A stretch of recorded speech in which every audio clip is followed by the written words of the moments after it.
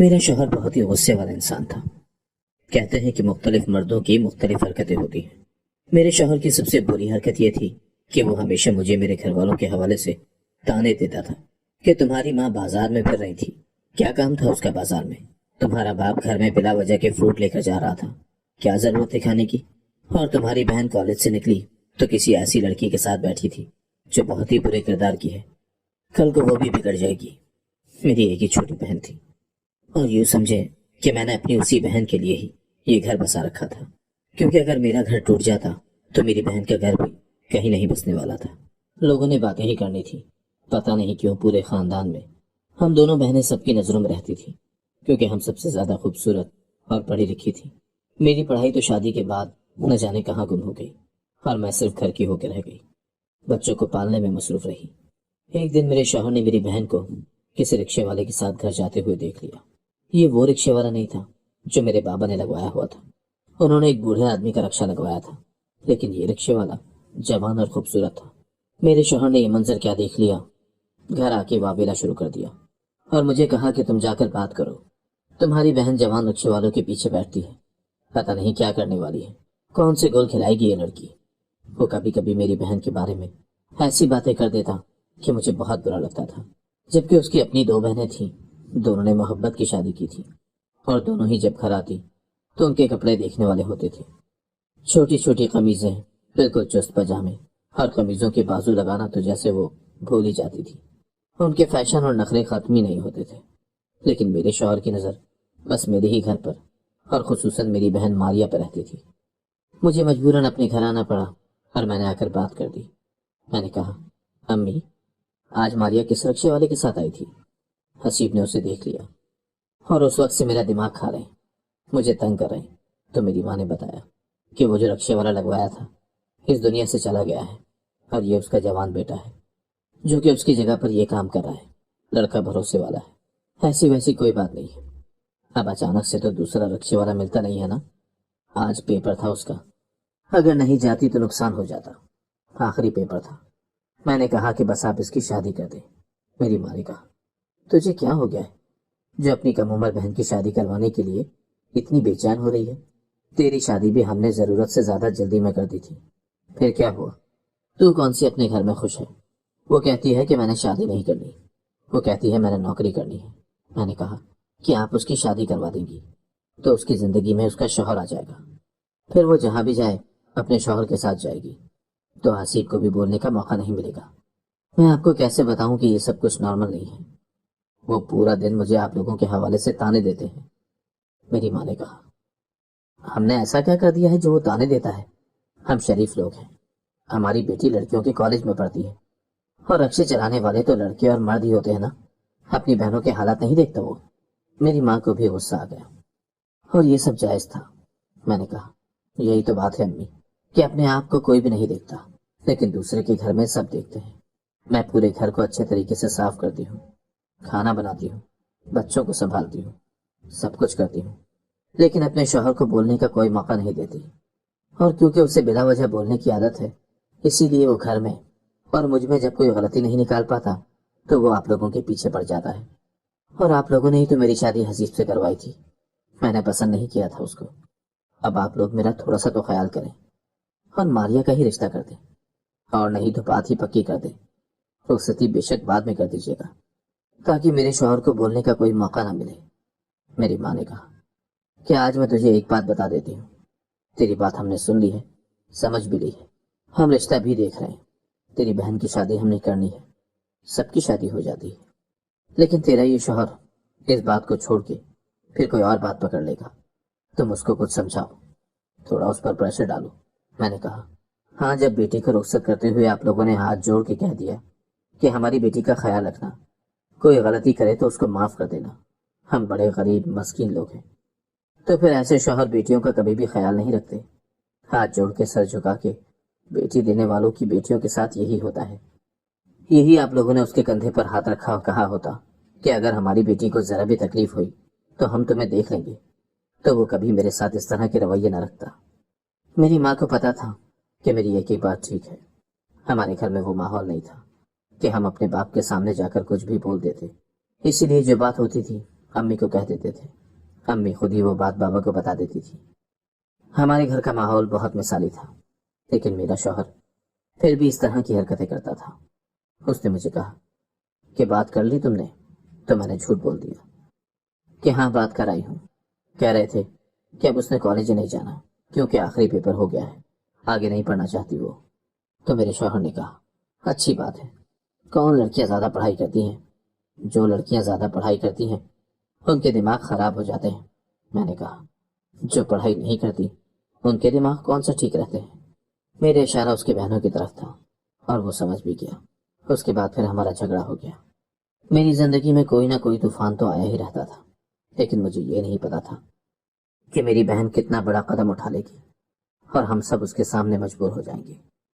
एक दिन मुझे अम्मी ने फोन करके घर बुलाया और कहा कि आ जाओ, जरूरी बात करनी है। मैंने कहा जो भी बात है फोन पर ही कर लें, आज मैं नहीं आ सकती, मुझे घर में बहुत काम है। पर मेरी माँ ने कहा आज ही तो तुम्हारा आना जरूरी है। मारिया ने हम सबको कहीं का नहीं छोड़ा। जब उन्होंने ये आखिरी लाइन बोली तो उसके साथ ही फोन काट दिया। ऐसा लगा कि वो रोने लगी थी। मैं भी परेशान हो गई। मेरे शौहर ने कहा 2 दिन पहले ही तो गई थी। मैंने कहा कौन सा रहने गई थी? बात करने गई थी, अम्मी बुला रही हैं। लगता है कोई बात है। जब मैंने कह दिया कि लगता है कोई बात है, तो मेरे शौहर के अंदर की औरत भी जाग गई। उसने कहा फिर अच्छी तरह से पता करके आना चाहिए कि क्या बात है। मुझे क्या पता था कि बात ऐसी निकलेगी कि मैं वो अपने शौहर को भी नहीं बता पाऊंगी।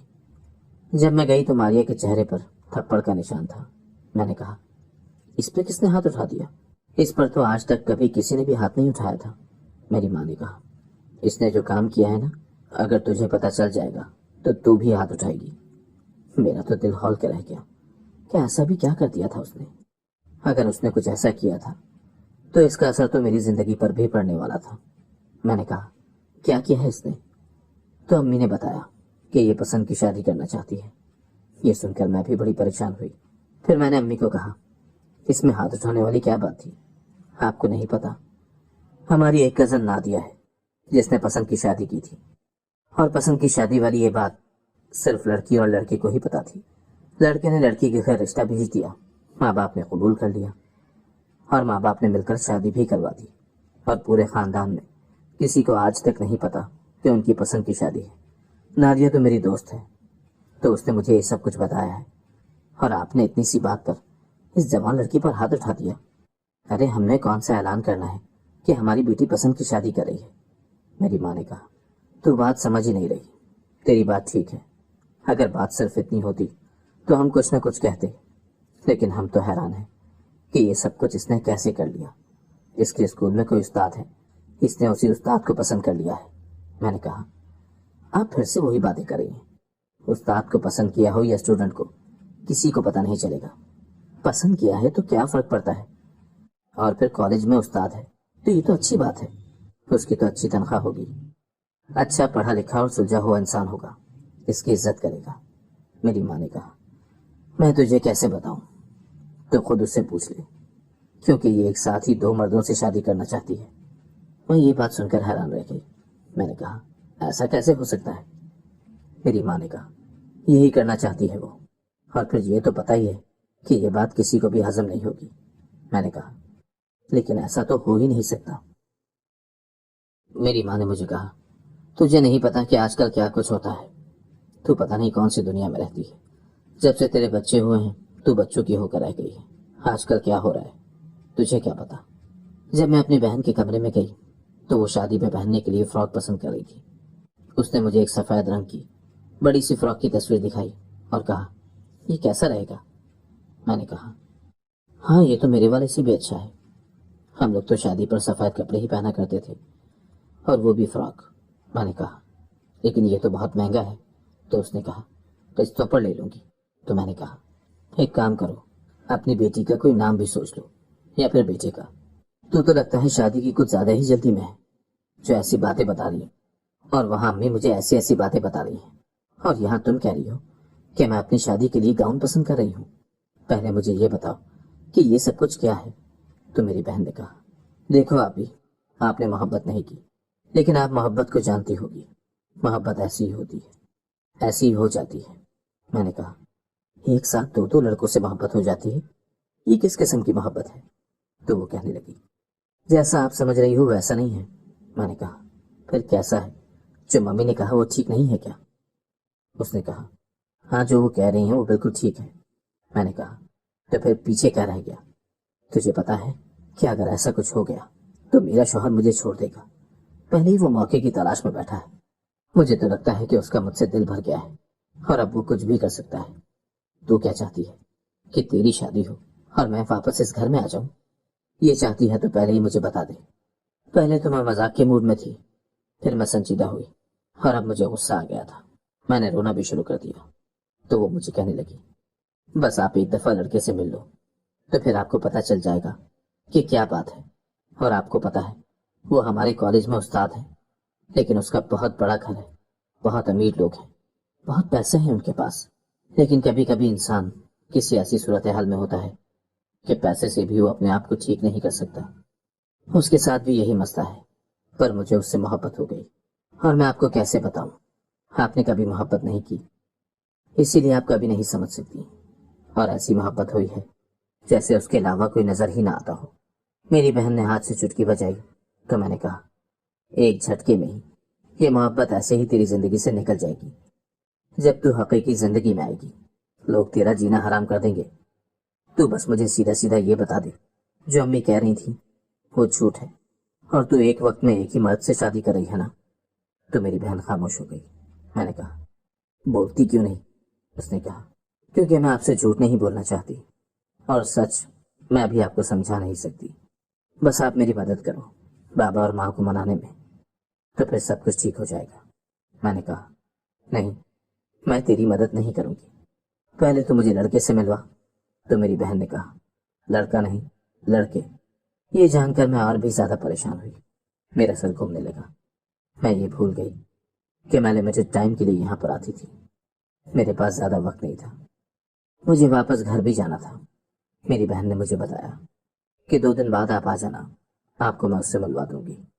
وہ ہمارے گھر آ رہا ہے، میں اس کے سامنے نہیں جاؤں گی، لیکن میں چاہتی ہوں کہ ایک دفعہ آپ اس کو دیکھ لیں اور پھر بابا سے میرے لیے سفارش کریں۔ میں نے جلدی میں کہہ دیا کہ ٹھیک ہے، میں آ جاؤں گی۔ میں واپس گھر آ گئی اور گھر کو سنبھالنے لگی۔ بچوں کو ساتھ والی کے گھر چھوڑا تھا، ان کے لیے کھانا بنانے لگی اور اپنی بہن کی باتوں پر غور کر رہی تھی۔ اگر سچ میں وہ ایک ہی وقت میں 2 مردوں سے شادی کر رہی تھی تو کیا ہوتا؟ اس کے بعد تو میرا شوہر مجھے جیتے جی ہی مار دیتا۔ پہلے ہی وہ مجھے اتنی باتیں سناتا تھا، اب تو اسے باتیں کرنے کا موقع ملنے والا تھا۔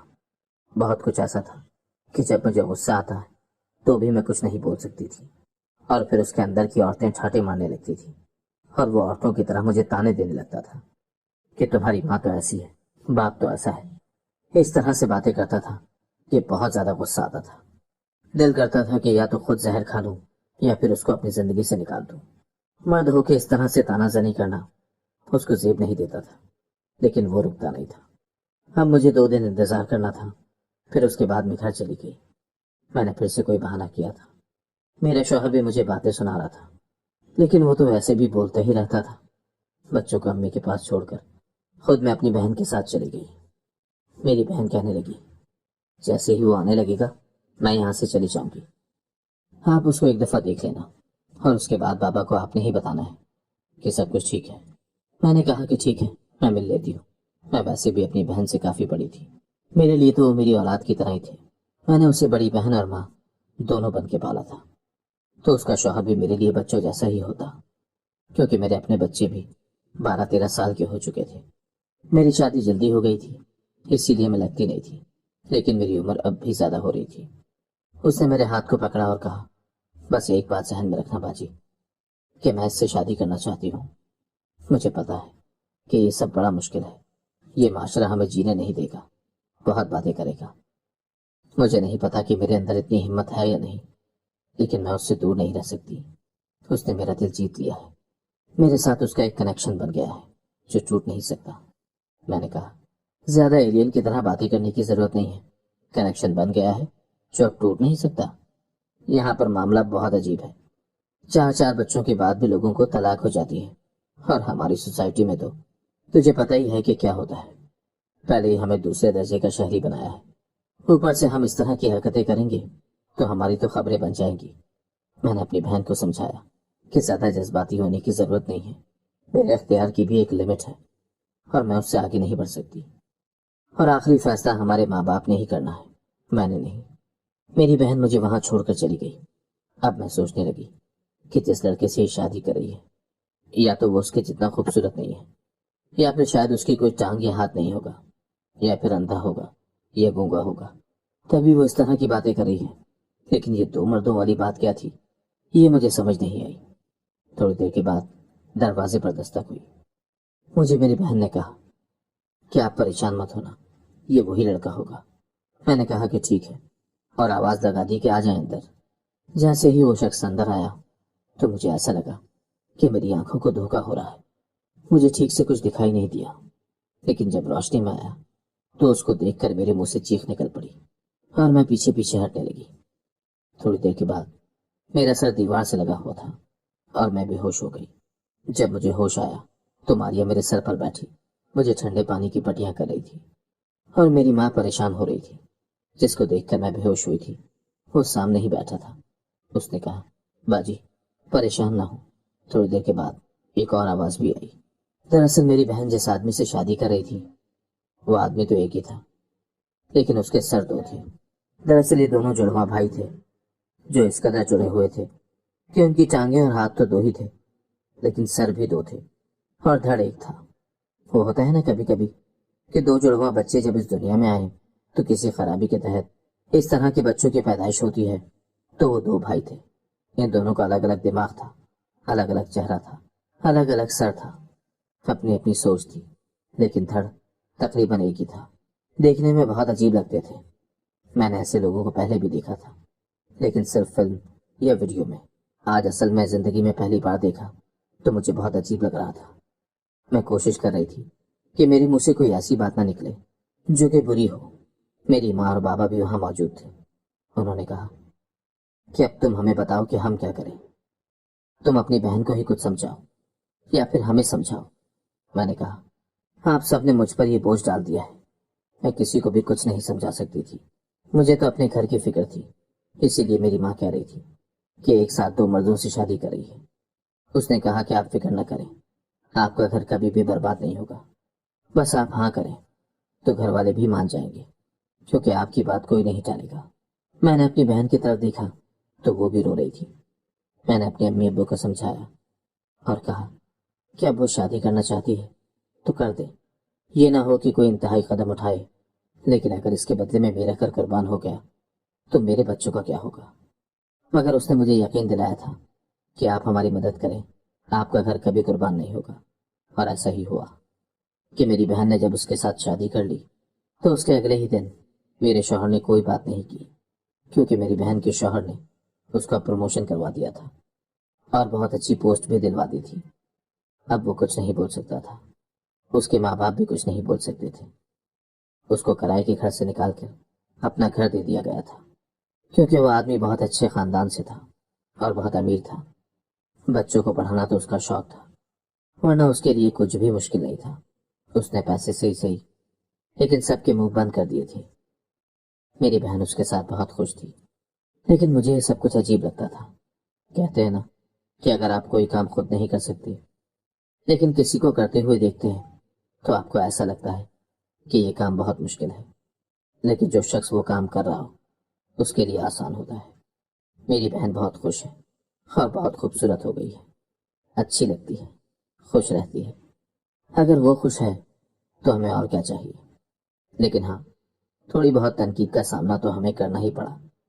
بڑی مشکل سے ہم لوگوں نے اپنے آپ کو بچایا، لیکن یہ شکر ہے کہ میرا گھر برباد ہونے کے بجائے میرے شوہر کا رویہ میرے ساتھ اچھا ہو گیا، کیونکہ میری بہن کا شوہر اس کا باعث بن گیا اور وہ اس کو بہت زیادہ مراحت دیتا ہے، اچھی تنخواہ دیتا ہے۔ اسی لیے میرا شوہر اس کے خلاف کوئی بات نہیں کر پاتا، تو ہمارے گھر کا ماحول بھی خراب نہیں ہوتا، بلکہ اب وہ مجھے پہلے سے بھی زیادہ خوش رکھتا ہے۔ کہتا ہے کہ میں نے تو اپنے سسرال والوں کو ناراض نہیں کرنا، ورنہ میری تو بیوی بھی جائے گی اور بچے بھی جائیں گے اور نوکری بھی جائے گی۔ یہ بات تو وہ مذاق میں کہتا ہے، لیکن میں جانتی ہوں کہ یہی اس کے دل کی بات ہے۔ شاید میرے شوہر کو ایسے ہی کسی موقع اور صورتحال میں پھنسنے کی ضرورت تھی، کیونکہ اب وہ بالکل ٹھیک ہو گیا ہے۔ میری بہن کی شادی جیسی بھی ہوئی ہے، اگر وہ خوش ہے تو ہمیں کوئی مسئلہ نہیں ہے، اور میرا گھر بھی اس کی وجہ سے اور بہتر حالات میں آ گیا ہے۔ تو پھر اور کیا چاہیے؟ آپ لوگ بتائیں کہ کیا میری بہن نے ٹھیک کیا یا نہیں۔